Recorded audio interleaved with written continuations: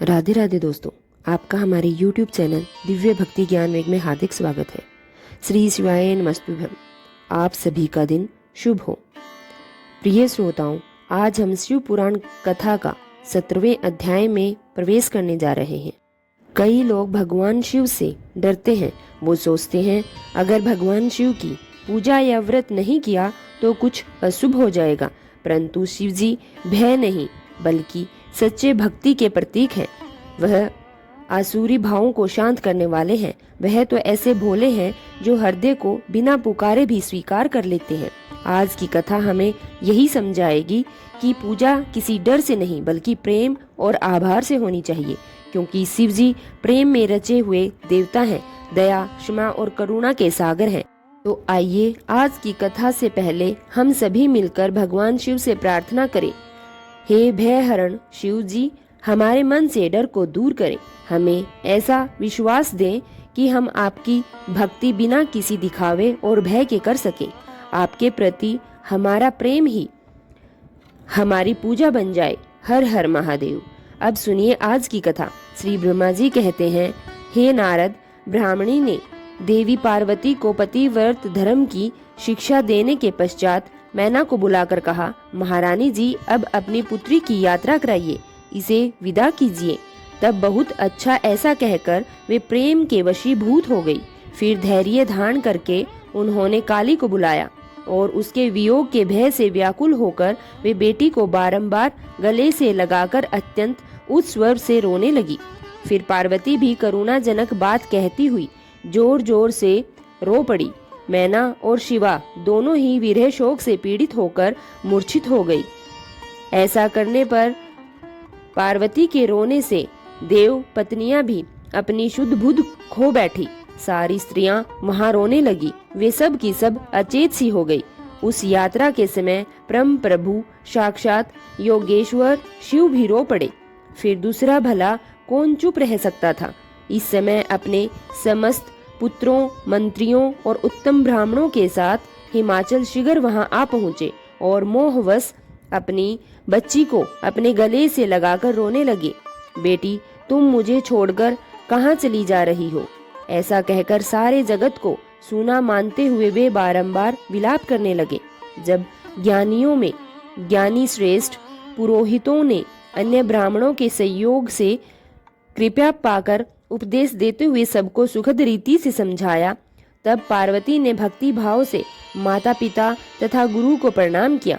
वे महामाया होकर भी लोकाचर वश बार बार रो उठती थी। पार्वती के रोने से सारी स्त्रियां भी रोने लगती थी। माता मैना तो बहुत रोई। भजाइयों को भी रोने के लिए विवश होना पड़ा। यही दशा पार्वती के भाइयों की भी थी। शिवा की माँ, भाभियां तथा अन्य युवतियां बार बार रो रही थी। भाई और पिता भी प्रेम और सौहार्दवश रोए बिना नहीं रह सके। उस समय ब्राह्मणों ने मिलकर सभी को आदर पूर्वक समझाया और यह सूचित किया कि यात्रा के लिए यही सबसे उत्तम और सुखद लगन है। तब हिमालय और मैना ने विवेक पूर्वक धैर्य धारण करके शिवा के बैठने के लिए पालकी मंगवाई। मन बहुत बोझिल हो रहा था, परंतु इसी प्रकार से पालकी मंगवाई गई। ब्राह्मणों की पत्नियों ने शिवा को उस पर चढ़ाया और सबने मिलकर ढेरों आशीर्वाद दिया। माता पिता और ब्राह्मणों ने भी अपनी शुभ कामनाएं प्रकट की। मैना और हिमालय ने पार्वती को ऐसे ऐसे सामान दिए जो महारानी के योग्य थे। नाना प्रकार के द्रव्यों की शुभ राशि भेंट की जो बहुत ही दुर्लभ थी। शिवा ने समस्त गुरुजनों, माता पिता, पुरोहितों और ब्राह्मणों को तथा भोजाइयों को भी, दूसरी स्त्रियों को भी प्रणाम करके यात्रा की। पुत्रों सहित बुद्धिमान हिमाचल भी स्नेह के वशीभूत होकर पालकी के पीछे पीछे गए और उस स्थान पर पहुंचे जहां देवताओं सहित भगवान शिव प्रसन्नता पूर्वक प्रतीक्षा कर रहे थे। वे सब लोग बड़े प्रेम और आनंद से परस्पर मिले। उन सब ने भगवान को प्रणाम किया और उनकी प्रशंसा करते हुए वे पुरी की ओर लौट गए। अब कैलाश पर पहुंच चुके थे भगवान शिव और पार्वती जी। वहां पर पहुंचकर भगवान शिव ने देवी पार्वती से कहा, देवेश्वरी, तुम सदा से ही मेरी प्राण प्रिय हो। तुम्हें लीला पूर्वक इस बात की याद दिला रहा हूँ कि पूर्व जन्म की बातों का स्मरण है मुझे। अतः मेरे और अपने नित्य संबंध का यदि तुम्हें स्मरण है तो भी बताओ। अपने प्राणनाथ महेश्वर की यह बात सुनकर शंकर की नित्य प्रिया पार्वती मुस्कुराती हुई बोली, हे प्राणेश्वर, मुझे सब बातों का स्मरण है, किंतु इस समय आप मौन रहिए और इस अवसर के अनुरूप जो भी कार्य है उसे कीजिए। श्री ब्रह्मा जी कहते हैं, हे नारद, प्रिया पार्वती के सैकड़ों सुधा धाराओं के समान मधुर वचन को सुनकर लोकाचार परायण भगवान विश्वनाथ बड़े प्रसन्न हुए। उन्होंने बहुत सी सामग्रियां एकत्रित करके नारायण आदि देवताओं की भांति भांति मनोहर भोग वस्तुएं खिलाई। इस तरह अपने विवाह में पधारे हुए दूसरे लोगों को भी भगवान शंकर ने प्रेम पूर्वक सुमधुर रस से युक्त नाना प्रकार के अन्न का भोजन कराया। भोजन कराने के बाद उन सभी देवताओं ने नाना रत्नों से विभूषित होकर अपने स्त्रियों और सेवक गणों के साथ आकर प्रभु चंद्रशेखर को प्रणाम किया। फिर प्रिय वचनों द्वारा प्रसन्नता के साथ उनकी स्तुति और परिक्रमा करके शिव विवाह की प्रशंसा करते हुए वे सब लोग अपने अपने धाम को चले गए। मनु साक्षात भगवान शिव ने लोकाचरवश भगवान विष्णु को अपने और मुझको भी प्रणाम किया। ठीक उसी तरह जैसे वामन रूपधारी श्री हरि ने महर्षि कश्यप को नमस्कार किया था, तब मैंने और श्री विष्णु ने शिव को हृदय से लगाकर उनको आशीर्वाद दिया। तदंतर श्री हरि ने उन्हें परब्रह्म परमात्मा मानकर उनकी स्तुति की। इसके बाद मेरे सहित भगवान विष्णु शिव से विदा लेकर शिवा और शिव को प्रसन्नता पूर्वक हाथ जोड़कर उनके विवाह की प्रशंसा करते हुए अपने उत्तम धाम को चले गए। भगवान शिव भी पार्वती के साथ सनानंद विहार करते हुए अपने निवास भूत कैलाश पर्वत पर रहने लगे। समस्त शिव गणों को इस विवाह से बड़ा सुख मिला। वे अत्यंत भक्ति पूर्वक शिव और शिवा की आराधना करने लगे। नारद, इस प्रकार मैंने परम मंगलमय शिव विवाह का वर्णन किया। यह शोक नाशक, आनंददायक तथा धन और आयु की वृद्धि करने वाला है। जो पुरुष भगवान शिव और शिवा में मन लगाकर पवित्र होकर प्रतिदिन इस प्रसंग को सुनता है अथवा नियम पूर्वक दूसरों को सुनाता है, वह शिव लोक को प्राप्त कर लेता है। यह अद्भुत आख्यान जो माना गया है, जो मंगल का आवास स्थान है, यह संपूर्ण विघ्नों को शांत करके समस्त रोगों का नाश करने वाला है। इसके द्वारा स्वर्ग, यश, आयु तथा पुत्र और पोत्रों की प्राप्ति होती है। यह संपूर्ण कामनाओं को पूर्ण करता है, इस लोक में भोग देता है और परलोक में मोक्ष प्रदान करता है। इस शुभ प्रसंग को सुनने से अपमृत्यु का शमन होता है और परम शांति की प्राप्ति होती है। यह समस्त दुस्वप्नों का नाशक तथा बुद्धि और विवेक आदि का साधक है। जो अपनी शुभ की इच्छा करने वाले लोगों को शिव संबंधी सभी उत्सवों में प्रसन्नता के साथ अपने प्रयत्न पूर्वक इसका पाठ करना चाहिए। यह भगवान शिव को संतोष प्रदान करने वाला तथा विशेषतः देवताओं आदि की प्रतिष्ठा के समय तथा शिव संबंधी सभी कार्यों के प्रसंग में प्रसन्नता पूर्वक इसका पाठ करना चाहिए अथवा पवित्र होकर शिव पार्वती के इस कल्याणकारी चरित्र का श्रवण करना चाहिए। ऐसा करने से समस्त कार्य सिद्ध हो जाते हैं। यह सत्य है और इसमें कोई संशय नहीं। वंदना करने से जिनका मन प्रसन्न हो जाता है, जिन्हें प्रेम अत्यंत प्यारा है, जो प्रेम प्रदान करने वाले पूर्ण में भक्तों की अभिलाषा पूर्ण करने वाले संपूर्ण ऐश्वर्यों के एकमात्र आवास स्थान और कल्याण स्वरूप है। सत्य जिनका श्री विग्रह है, जो सत्य में है और जिनका ऐश्वर्य त्रिकाला बाधित है, जो सत्य प्रिय और सत्य प्रदाता है। ब्रह्मा और विष्णु जिनकी स्तुति करते हैं, स्वच्छ अनुसरा शरीर धारण करने वाले उन भगवान शिव की मैं वंदना करता हूँ। श्री नारद जी ने पूछा, देवताओं का मंगल करने वाले हे देव परमात्मा, शिव तो सर्व समर्थ है। आत्म राम होकर भी उन्हें जिस पुत्र की प्राप्ति के लिए पार्वती जी के साथ विवाह किया था, उनके वह पुत्र किस प्रकार उत्पन्न हुए तथा तारकासुर का वध कैसे हुआ। हे ब्राह्मण, मुझ पर कृपा करके यह सारा वृतांत पूर्ण रूप से वर्णन कीजिए। इसके उत्तर में श्री ब्रह्मा जी ने कथा प्रसंग सुनाकर कुमार के गंगा से उत्पन्न होने तथा कृतिका आदि 6 स्त्रियों के द्वारा उनके पाले जाने, उन 6 की संतुष्टि के लिए उनके 6 मुख धारण करने और कृतिकाओं के द्वारा पाले जाने के कारण उनका कार्तिकेय नाम होने की बात कही। तदंतर उनके शंकर गिरजा की सेवा में लगाए जाने की कथा भी सुनाई। फिर ब्रह्मा जी ने कहा, भगवान शंकर ने कुमार को गोद में बैठाकर अत्यंत स्नेह किया। नारद देवताओं ने उन्हें नाना प्रकार के पदार्थ, विद्याएं, शक्ति और अस्त्र शस्त्र आदि प्रदान किए। पार्वती के हृदय में प्रेम समाता नहीं था। उन्होंने हर्ष पूर्वक मुस्कुराकर कुमार को पुरुषोत्तम ऐश्वर्य प्रदान किया, साथ ही चिरंजीव भी बना दिया। लक्ष्मी ने दिव्य संपत्ति और एक विशाल और मनोहर हार अर्पित किया। सावित्री ने प्रसन्न होकर सारी सिद्ध विद्याएं प्रदान की। मुनि श्रेष्ठ, इस प्रकार वहां महोत्सव मनाया गया। सभी के मन प्रसन्न थे। विशेषतः शिव और पार्वती के तो आनंद का पार ही नहीं था। इसी बीच देवताओं ने भगवान शंकर से कहा कि प्रभु, यह तारकासुर कुमार के हाथों ही मारा जाने वाला है, इसलिए यह उत्तम चरित्र घटित हुआ है। अतः हम लोगों के सुखार्थ उसका काम करने हेतु कुमार को आज्ञा दीजिए। हम लोग आज ही अस्त्र शस्त्र से सुसज्जित होकर तारक को मारने के लिए रण यात्रा करेंगे। श्री ब्रह्मा जी कहते हैं, मुने यह सुनकर भगवान शंकर का हृदय दयार्द हो गया। उन्होंने उनकी प्रार्थना स्वीकार करके उसी समय तारक का वध करने के लिए अपने पुत्र कुमार को देवताओं को सौंप दिया। फिर तो शिव जी की आज्ञा मिल जाने पर ब्रह्मा, विष्णु आदि सभी देवता एकत्रित होकर गुह को आगे करके तुरंत ही उस पर्वत से चल दिए। उस समय श्री हरि आदि देवताओं के मन में पूर्ण विश्वास था कि वे अवश्य ही तारका का वध कर डालेंगे। वे भगवान शंकर के तेज से भावित होकर कुमार के सेनापति होकर संहार करने के लिए युद्ध में आए। उधर महाबली तारक ने जब देवताओं के इस उद्योग को सुना तो वह भी एक विशाल सेना के साथ देवों के युद्ध में तैयार हो गया और चल पड़ा। उसकी उस विशाल वाहिनी को आते देख देवताओं को परम विस्मय हुआ। फिर तो वे भी बलपूर्वक बारंबार सिंहनाद करने लगे।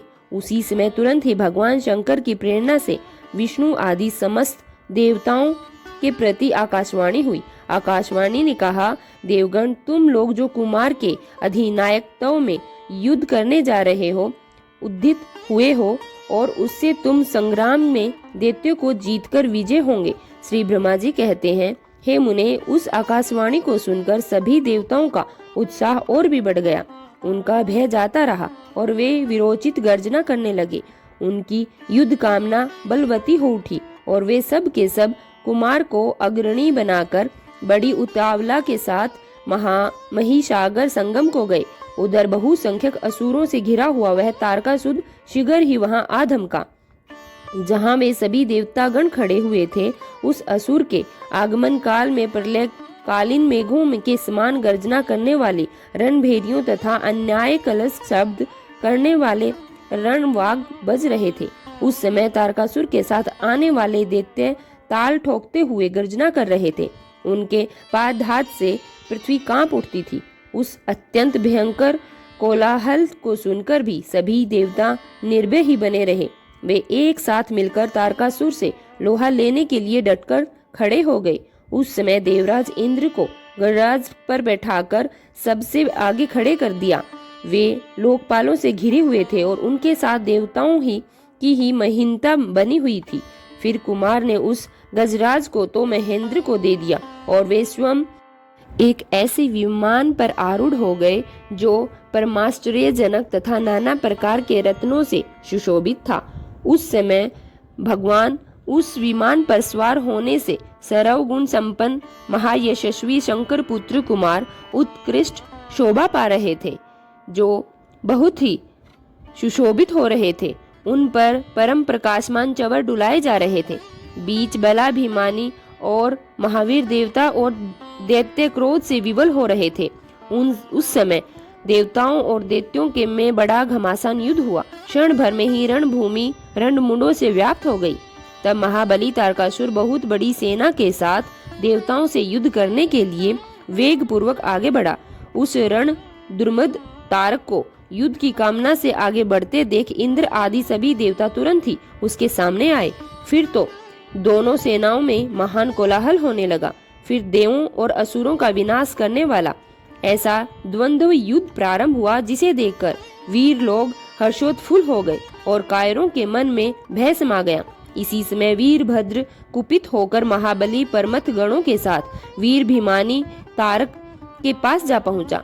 वे बलवान गण नायक भगवान शिव के कोप से उत्पन्न हुए थे, अतः समस्त देवताओं को पीछे करके युद्ध की अभिलाषा से तारक के सम्मुख डट गए। उस समय परमत हुए गणों और सारे असुरों के मन में परलोमलास का भाव था, अतः वे उस महासागर में परस्पर युद्धाभ्युस जूझने लगे। फिर वीरभद्र से तारक का भयानक युद्ध हुआ। इसी बीच असुरों की सेना जो युद्ध में खड़ी थी वो विमुख होकर भाग उठी। इस प्रकार अपनी सेना को तितर पितर हुए देख उसका नायक तारकासुर क्रोध से भर गया और 10,000 भुजाएं धारण करके सिंह पर सवार होकर देवगणों को मार डालने के लिए वेग पूर्वक उनकी ओर झपटा। वह युद्ध के मुहाने पर देवों और परमत गणों को मार मार कर गिराने लगा। तब परमत गणों के नेता महाबल वीरभद्र उसके उस कर्म को देखकर उसका वध करने के लिए अत्यंत कुपित हो उठे। फिर तो उन्होंने भगवान शिव के चरण कमल का ध्यान करके एक ऐसा श्रेष्ठ त्रिशूल हाथ में लिया जिसके तेज से सारी दिशाएं और आकाश प्रकाशित हो उठे। इसी अवसर पर महान कौतुक प्रदर्शन करने वाले स्वामी कार्तिक ने तुरंत ही वीर बाहु द्वारा कहलाकर उस युद्ध को रोक दिया। तब स्वामी की आज्ञा से वीरभद्र उस युद्ध से हट गए। यह देख असुर सेनापति महावीर तारक कुपित हो उठा। वह युद्ध कौशल तथा नाना प्रकार के अस्त्रों का जानकार था, अतः देवताओं को ललकार ललकार कर उन पर वाणों की वर्षा करने लगा। उस समय बलवानों में श्रेष्ठ असुर राज तारक ने ऐसा महान कर्म किया कि सारे देवता मिलकर भी उसका सामना न कर सके। उन भयभीत देवताओं को यूं ही पीटते हुए देखकर भगवान अच्युत को क्रोध आया और वे शीघ्र ही युद्ध करने के लिए तैयार हो गए। उन भगवान श्री हरि ने अपने आयु सुदर्शन चक्र और शांग और धनुष को लेकर युद्ध स्थल में महादैत्य तारक पर आक्रमण कर दिया। हे मुनि, तदंतर सबके देखते देखते श्रीह और तारकशूर में अत्यंत भयंकर और रोमांचक महायुद्ध छिड़ गया। इसी बीच अच्युत ने कुपित होकर महान सहनाद किया और धकती हुई ज्वालाओं से प्रकाश करने वाले अपने चक्र को उठाया। यह सब देखकर श्री हरि ने उसी चक्र से दैत्यराज तारक पर प्रहार कर दिया। उसकी चोट से अत्यंत व्यथित होकर वह असुर पृथ्वी पर गिर पड़ा, परंतु वह असुर नायक तारक अत्यंत बलवान था, अतः तुरंत ही उठकर उस दैत्यराज ने अपनी शक्ति से चक्र के टुकड़े टुकड़े कर दिए। मुने, इस प्रकार भगवान विष्णु और तारकासुर दोनों बलवान थे और दोनों में अगाध बल भी था, अतः युद्ध स्थल में वे परस्पर जूझने लगे। जब भगवान श्री हरि और तारकासुर दोनों युद्ध कर रहे थे, तब जिनके अगाध बल था तो वे दोनों एक दूसरे के साथ युद्ध करते हुए थकने लगे। यह सब देखकर ब्रह्मा जी ने कहा, शंकर, सुवर्ण स्वामी कार्तिक, तुम तो देवादिदेव हो। पार्वती सूत विष्णु और तारकासुर का यह युद्ध व्यर्थ युद्ध शोभा दे रहा है, क्योंकि विष्णु के हाथों इस तारक की मृत्यु कभी नहीं होगी। यह मुझे पाकर बलपूर्वक अत्यंत बलवान हो गया है, यह मैं बिल्कुल सत्य कह रहा हूँ। हे नंदन, तुम्हारे अलावा इस पापी को मारने वाला दूसरा कोई नहीं, इसलिए महाप्रभु तुम्हें मेरे कथन अनुसार ही करना चाहिए। परंतु तुम शीघ्र ही उस दैत्य का वध करने के लिए तैयार हो जाओ, क्योंकि हे पार्वती पुत्र, तारक का संहार करने के निमित्त ही तुम शंकर जी से उत्पन्न हुए हो। ब्रह्मा जी कहते हैं, मुनि, इस प्रकार मेरा कथन सुनकर शंकर नंदन कुमार कार्तिकेय ठठाकर हंस पड़े और प्रसन्नता पूर्वक बोले, तथास्तु, ऐसा ही होगा।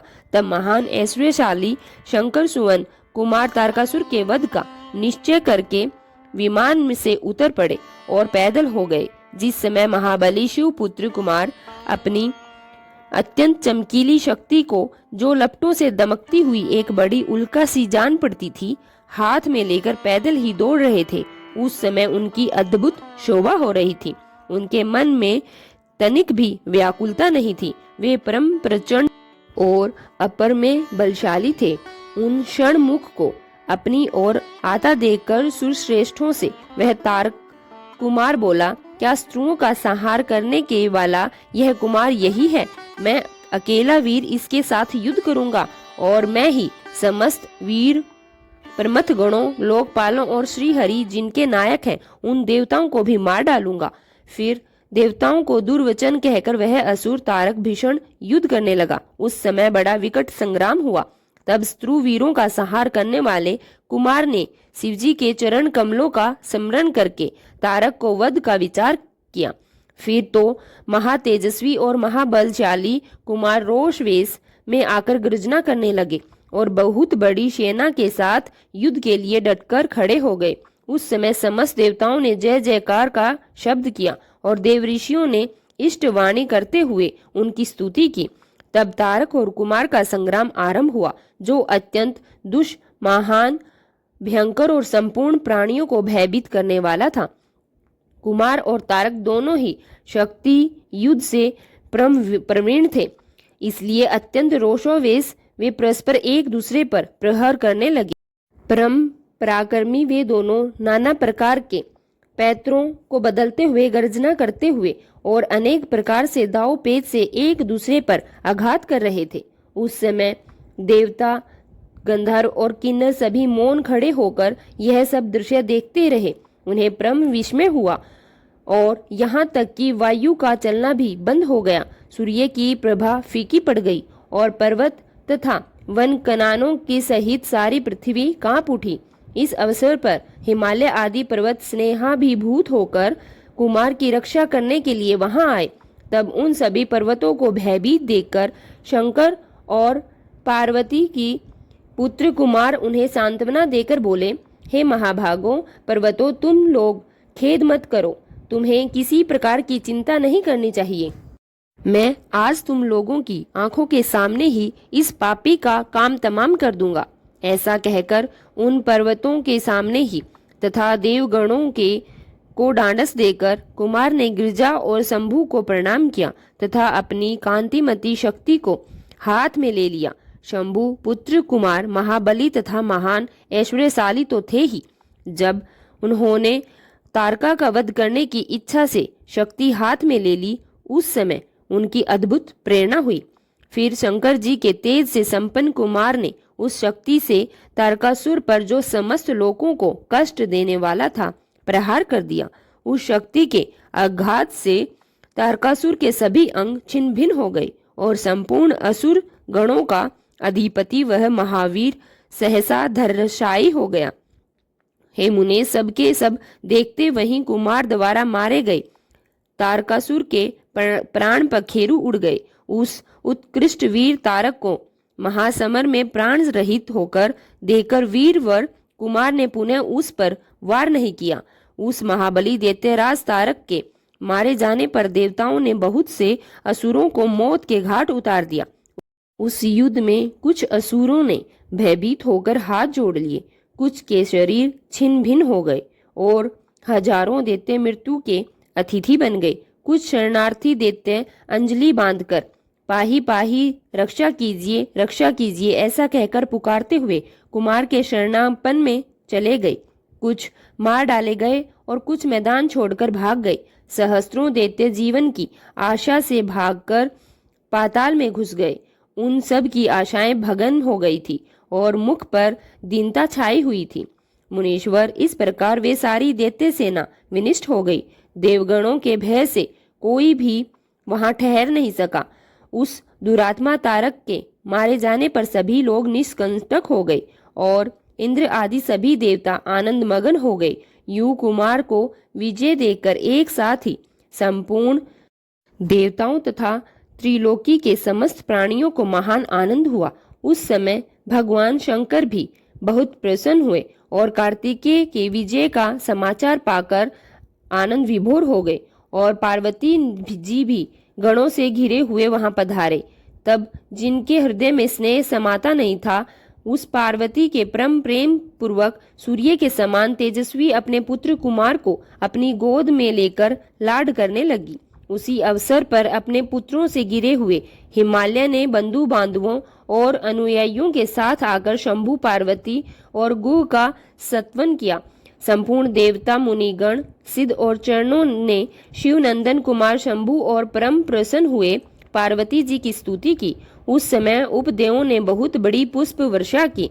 सभी प्रकार के बाजे बजने लगे। विशेष रूप से जय जयकारा और नमस्कार के शब्द बारंबार उच्च स्वर में गूंजने लगे।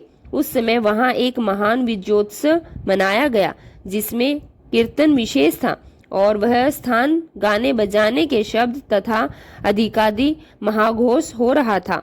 मुने समस्त देवगणों ने प्रसन्नता पूर्वक गा बजाकर तथा हाथ जोड़कर भगवान जगन्नाथ की स्तुति की।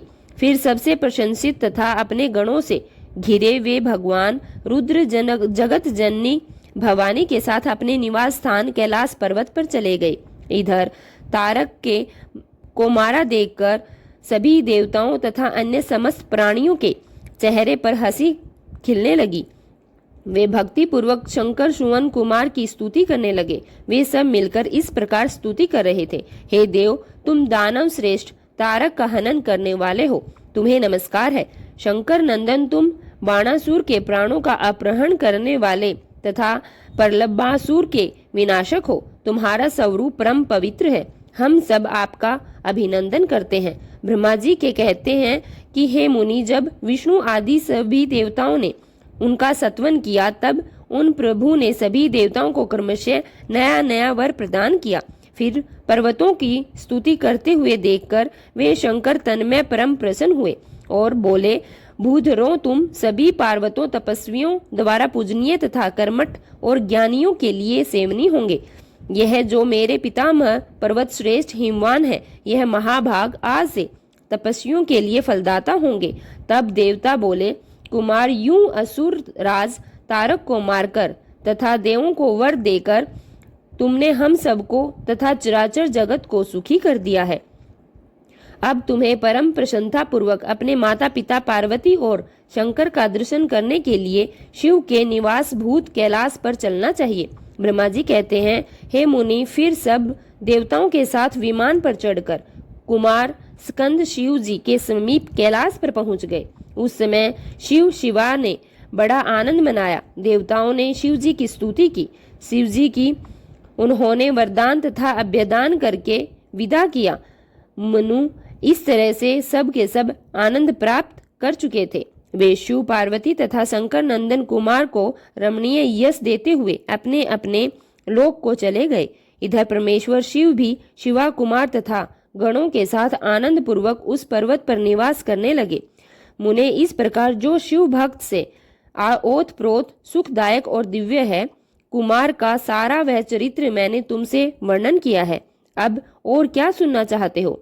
श्री सूत जी कहते हैं, तारकासुर और कुमार के उत्तम और अद्भुत वृतांत को सुनकर नारद जी को बड़ी प्रसन्नता हुई। उन्होंने पुनः प्रेम पूर्वक श्री ब्रह्मा जी से पूछा, नारायण नारायण, हे देवादिदेव, आप तो शिव संबंधी ज्ञान के अथाह सागर हैं। हे प्रजाना, मैंने स्वामी कार्तिक के रुद्रांतांत को, जो अमृत से भी उत्तम है, सुन लिया। अब गणेश जी का भी उत्तम चरित्र भी सुनना चाहता हूँ। आप कृपया करके उनका जन्म वृतांत तथा दिव्य चरित्र, जो संपूर्ण मंगलों के लिए भी मंगल स्वरूप है, वर्णन कीजिए। सूत जी कहते हैं, हे महामुनि नारद, ऐसा वचन सुनकर ब्रह्मा जी का मन हर्ष से गदगद हो गया। वे शिव जी का स्मरण करके बोले, नारद, पहले जो मैंने विधि पूर्वक तुम्हें गणेश जी की उत्पत्ति का वर्णन किया था कि शनि की दृष्टि पड़ने से गणेश जी का मस्तक कट गया था, तब उस पर हाथी का मुख लगा दिया गया था, वह कल्पांतर की कथा है। अब कल्प में घटी हुई गणेश जी के जन्म की कथा का वर्णन करता हूँ, जिसमें कृपालु शंकर ने ही उनका मस्तक काट लिया था। ध्यान पूर्वक सुनो मुने, इस विषय में तुम्हें तनिक भी कोई संशय नहीं करना चाहिए, क्योंकि भगवान शंभु कल्याणकारी सृष्टिकर्ता और सबके स्वामी है। वे ही सगुण और निर्गुण भी है। उन्हीं की लीला से सारे विषयों की सृष्टि का रक्षा और विनाश होता है। नारद, अब प्रस्तुत विषय को आदर पूर्वक श्रवण करो। एक समय पार्वती जी की जया विजया नाम वाली सखियां उनके पास आकर विचार करने लगी। सभी गण रुद्र के ही हैं। नंदी, भृंगी आदि जो हमारे हैं, वे भी शिव की ही आज्ञा का पालन करते हैं। जो असंख्य प्रमथ गण हैं, उनमें भी हमारा कोई नहीं।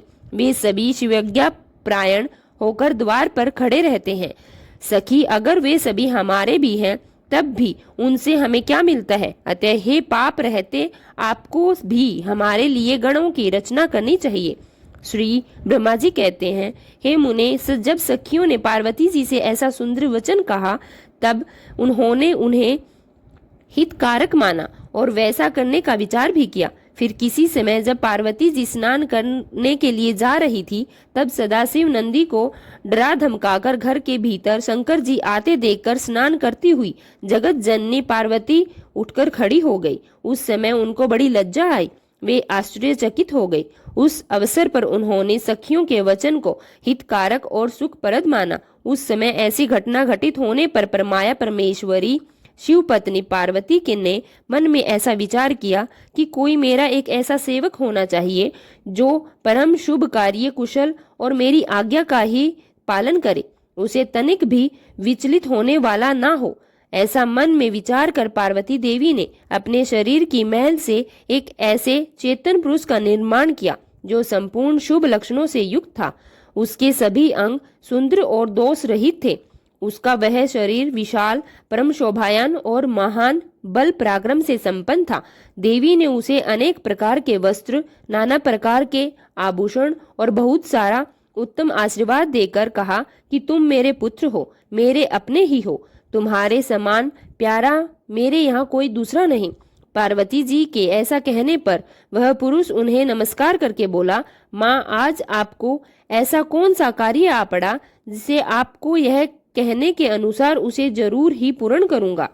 गणेश जी के ऐसा कहने पर पार्वती ने अपने पुत्र को उत्तर देते हुए कहा, हे तात, तुम मेरे पुत्र हो और तुम मेरी बात सुनो। आज से तुम मेरे द्वारपाल हो। सत्पुरुष जो मेरी आज्ञा के बिना कोई भी हठ पूर्वक मेरे महल के भीतर प्रवेश न कर पाए, ऐसे तुम्हें आज्ञा का पालन करना है, चाहे वह कोई भी हो। बेटा, यह मैंने तुमसे बिल्कुल सत्य बात कही है। ब्रह्मा जी कहते हैं, मुने, ऐसा कहकर पार्वती जी ने गणेश के हाथ में एक सुदृढ़ छड़ी दे दी।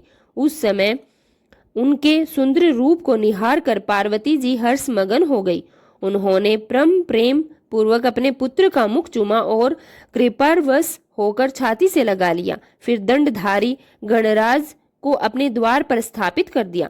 बेटा नारद, फिर पार्वती नंदन महेश्वर महावीर पार्वती की हित कामना से हाथ में छड़ी लेकर गृह द्वार पर पहरा देने लगे। अपने पुत्र गणेश को अपने दरवाजे पर नियुक्त करके अपनी सखियों के साथ स्नान करने चली गई। मुनि श्रेष्ठ, इसी समय भगवान शिव, जो परम कौतुकी तथा नाना प्रकार की लीलाएं रचने में निपुण हैं, फिर द्वार पर आ पहुंचे। गणेश जी उन पार्वती पति को पहचानते नहीं थे, अतः तुरंत बोल उठे, देव, माता की आज्ञा के बिना तुम अभी भीतर मत जाओ। माता स्नान करने के लिए गई है, तुम कहाँ जाना चाहते हो? इस समय यहाँ से हट जाओ। ऐसा कहकर गणेश ने उन्हें रोकने के लिए छड़ी हाथ में ले ली। उन्हें ऐसा करते देखकर शिवजी बोल उठे, मूर्ख, तू किसे रोक रहा है? दुर्बुद्धि, क्या तुझे पता नहीं मैं शिव के अतिरिक्त और कोई नहीं हूँ? फिर महेश्वर के गण उसे समझाकर वहां आए और गणेश जी से बोले, सुनो, हम मुख्य शिवगण के ही द्वारपाल हैं। सर्वव्यापी भगवान शंकर की आज्ञा से तुम्हें हटाने के लिए यहाँ आए हैं। तुम्हें भी गण समझकर हम लोगों ने मारा नहीं, अन्यथा तुम कब के मारे होते। और अब कुशल इसी में है कि तुम खुद ही यहाँ से हट जाओ। क्यों व्यर्थ ही अपनी मृत्यु को बुला रहे हो? ब्रह्मा जी कहते हैं, मुने, यह कहने पर गिरजानंदन गणेश निर्भय ही बने रहे। उन्होंने शिव गणों को फटकारा और दरवाजे को नहीं छोड़ा। तब उन सभी शिव गणों ने शिवजी के पास जाकर सारा वृतांत कह सुनाया। मुनि उनसे सब बातें सुनकर शिवजी को बहुत ही क्रोध आया और वे अद्भुत लीला विहारी महेश्वर अपने उन गणों को डांट कर कहने लगे, गणों, यह कौन है जो इतना उचकल होकर स्त्रु की भांति बकवास कर रहा है? इस नवीन द्वारपाल को दूर भगा दो। और तुम लोग नपुंसक की तरह खड़े होकर उसका वृतांत सुना रहे हो। विचित्र लीला रचने वाले अपने स्वामी शंकर के ऐसा कहने पर वी गण पुनः वहीं लौट आए। फिर गण गणेश द्वारा पुनः रोके जाने पर शिवजी ने गणों को आज्ञा दी कि तुम पता लगाओ कि वह कौन है और क्यों ऐसा कर रहा है। गणों ने पता लगाकर बताया कि हे महादेव, यह तो श्री गिरिजा के पुत्र हैं और द्वारपाल के रूप में बैठे हुए हैं। तब लीला रूप शंकर ने विचित्र लीला करनी चाहिए और अपने गणों का गौरव भी गलित करना चाहा। इसलिए गणों को तथा देवताओं को बुलाकर गणेश जी से भीषण युद्ध करवाया, पर उनमें से कोई भी गणेश जी को पराजित नहीं कर पाया। तब स्वयं शूलपाणी भगवान शंकर वहां आए। यह देखकर गणेश जी ने माता के चरणों का स्मरण किया। तब शक्ति ने उन्हें बल प्रदान किया। सभी देवता शिवजी के पक्ष में आए। घोर युद्ध हुआ। फिर स्वयं शूलपाणी महेश्वर ने आकर त्रिशूल से गणेश जी का सिर ही काट डाला।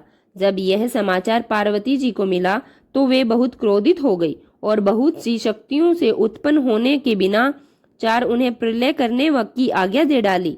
फिर तो चारों ओर शक्तियों के द्वारा प्रलय मचाई जाने लगी। उन शक्तियों का वह जाज्वल्यमान तेज सभी दिशाओं में फैलने लगा और उसे देखकर वे सभी शिवगण भयभीत होकर भाग खड़े हुए। मुने, इस तरह जब तुम दिव्य दर्शन नारद वहां आ पहुंचे, तुम्हारा वहां आने का अभिप्राय देवता गणों को सुख पहुंचाने वाला था। तब तुमने मुझ देवताओं सहित शंकर जी को प्रणाम करके कहा, नारायण नारायण। आप सभी देवता गणों को इस विषय में मिलकर विचार करना चाहिए। तब मुनि ने वे सभी देवता तुम महात्मा के साथ की गई सलाह को लेकर इस समय क्या हो सकता है, और फिर उन्होंने यही निश्चय किया कि जब तक गिरिजा देवी कृपा नहीं करेंगी तब तक सुख प्राप्त नहीं हो सकता। अब इस विषय में और विचार करना एकदम व्यर्थ है। ऐसी धारणा करके तुम्हारे सहित सभी देवता और ऋषि भगवती शिवा के निकट गए और क्रोध की शांति के लिए उन्हें प्रसन्न करने के लिए उनकी स्तुति करने लगे, जो अनेक स्त्रोतों द्वारा की जाने वाली। बारंबार उनके चरणों का अभिवादन किया। फिर देवगण की आज्ञा से ऋषि बोले। देव ऋषियों ने कहा, जगदम्बिके तुम्हें नमस्कार है। हे शिव पत्नी तुम्हें प्रणाम है। चंडिके तुम्हें हमारा अभिवादन प्राप्त हो। हे कल्याणी तुम्हें बारंबार प्रणाम है। अम्बे तुम्हें आदि शक्ति हो। तुम ही इस जगत को सारी सृष्टि का निर्माण करने वाली पालिका हो, शक्ति और संहार करने वाली हो। देवेश तुम्हारे कोप से सारी त्रिलोकी विकल हो रही है, अतः अब तो प्रसन्न हो जाओ। हे देवी, हम सब आपके चरणों में मस्तक झुकाते हैं। ब्रह्मा जी कहते हैं, नारद, इस प्रकार तुम सभी ऋषियों द्वारा स्तुति किए जाने पर भी प्रादेवी पार्वती ने उनकी ओर क्रोध भरी दृष्टि से देखा, किंतु कहा कुछ भी नहीं। तब उन ऋषियों ने पुनः उनके चरण कमलों में सिर झुकाया और भक्ति पूर्वक हाथ जोड़कर पार्वती जी से निवेदन किया कि देवी, अब तो बस सर्वनाश ही होना बाकी है, अतः क्षमा करो, क्षमा करो। हे अंबिके, तुम्हारे स्वामी शिव भी तो यही स्थिति में है, जिनका तनिक और भी देखो। हम लोग, यह ब्रह्मा विष्णु सारी प्रजा सब तुम्हारे ही है और व्याकुल होकर अंजलि बांधे तुम्हारे सामने खड़े हैं। हे परमेश्वरी, इन सब का अपराध क्षमा करो। शिव आप इन्हें शांति प्रदान करें।